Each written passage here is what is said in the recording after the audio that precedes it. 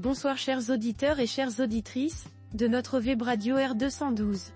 Zakaria Berhala, en sa qualité d'internaute invité, partage son avis et sa réflexion avec vous, dans cet article intitulé Le Maroc réaffirme son engagement pour le développement de l'éducation arabe et renouvelle son soutien à la cause palestinienne. Le voici en podcast pour vous. Zakaria Berhala ouvre son propos ainsi. Le Maroc a participé à la 14e conférence des ministres de l'éducation des pays arabes, Alexo, qui s'est tenue dans la capitale qatari, Doha, du 5 au 7 janvier 2025. La délégation marocaine de haut niveau était présidée par M. Younes Chimi, secrétaire général du ministère de l'Éducation nationale, de l'enseignement primaire et des sports, accompagné de M. Mohamed Adardour, directeur des ressources humaines et directeur de l'Académie régionale de Rabat Salé Kenitra.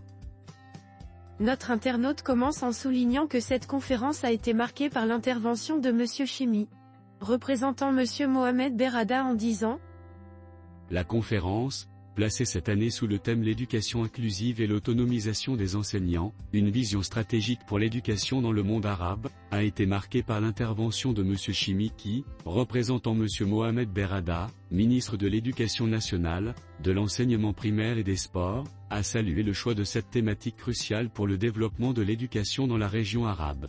Dans le contexte des circonstances exceptionnelles que connaît la région, le Maroc a réaffirmé sa position constante sur la question palestinienne, soulignant son caractère central comme clé de la paix et de la stabilité au Moyen-Orient. M. Chimi a mis en lumière les efforts continus déployés par Sa Majesté le roi Mohamed VI, président du comité Al-Qod, pour soutenir le peuple palestinien à travers divers projets de développement, particulièrement dans les domaines de l'éducation. Berhala approfondit la discussion en présentant la politique éducative marocaine ainsi. Le secrétaire général a présenté la politique éducative marocaine et la feuille de route 2022 à 2026, visant à établir une école efficace et inclusive. Il a notamment mis en avant le programme Établissement Pionnier comme modèle ambitieux pour l'école publique, et a évoqué le lancement de l'Institution africaine pour l'apprentissage tout au long de la vie, conformément aux hautes directives royales. Zakaria Berhala enrichit son article de la manière suivante.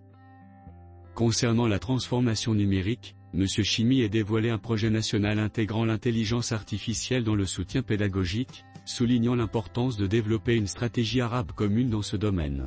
Ce projet vise le suivi personnalisé des élèves et l'analyse de leurs résultats scolaires pour une détection précoce des difficultés potentielles et la mise en place de plans de remédiation appropriés.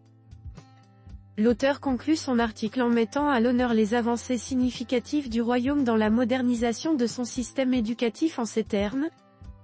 La conférence a constitué une opportunité d'échange d'expertise et d'expérience entre les pays arabes dans le domaine de l'éducation, renforçant la coopération mutuelle face aux défis futurs du secteur éducatif.